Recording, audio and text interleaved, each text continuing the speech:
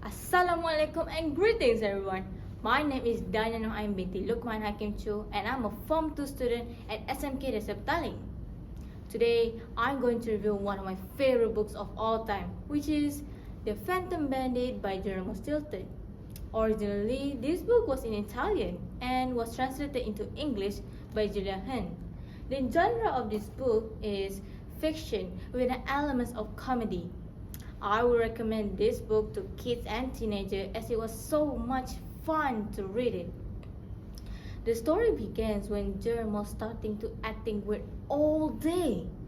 So one of his friends, Crapellas, offered him a stress-free vacation at her castle, which is Crackflow Castle.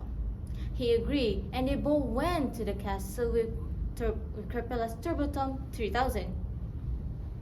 They both arrived at the entrance of the castle and was greeted by Boneham, Crapella's butler. Boneham handed Jerome the keys to his room at the Headless Ghost Tower. Somehow, Jerome found out that he was not the only guest that had been invited to the Crapella's castle. After he finished unpacking his stuff in his room, he went downstairs to have dinner with Crapella's family member and other guests in the dining room.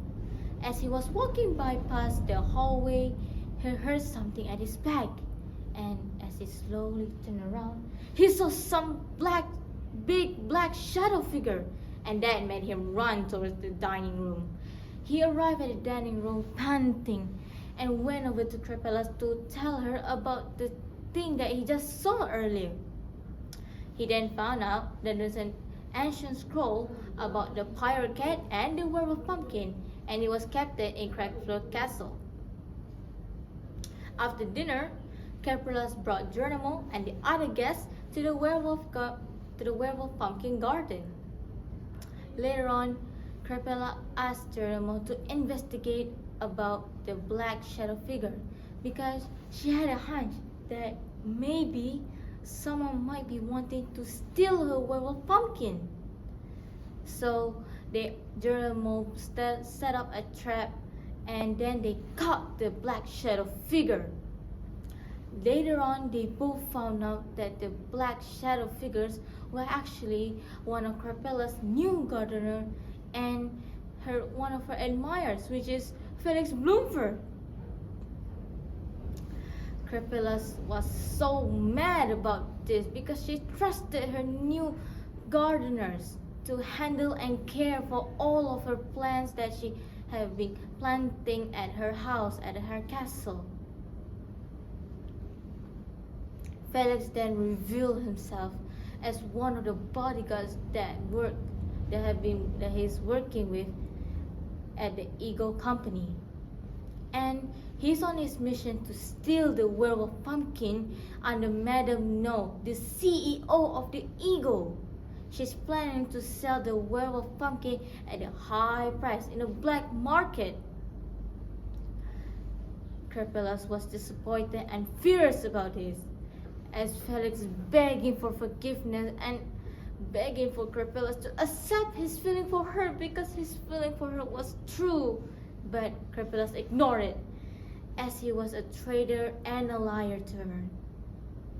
Crapelas left Felix all alone at the garden and went back to the Rhoda Gazette with Geronimo.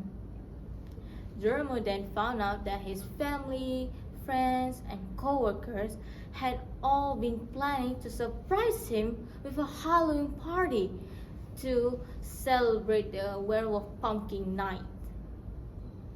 He was grateful and thankful to have his family, friends, and co-workers all work together to make sure this party went on smoothly without any problem and without him knowing it because it's a surprise. As the room filled with chuckling, giggling, and even some of the guests making jokes about Halloween stuff, Crapelas went over to Geronimo and handed her paw out and asked him to dance with her on the dance floor. At first, Geronimo denied, but then he agreed to dance with her. as they both were dancing at the dance floor with the music flows in the background. That was a word from Stilton, Journal of Stilton. Until the next adventure. Wow, this story was so much fun with it, full of adventures, action, and much of fun comedy stuff. This is why I recommend kids and teenagers to read this book. It was really fun and it's good. And it was fun and it's good for all teenager kids to know something and actually have a feeling of something new. I will rate this 5 star of this book because it was so fun. Thank you so much for listening. Until the next time, goodbye.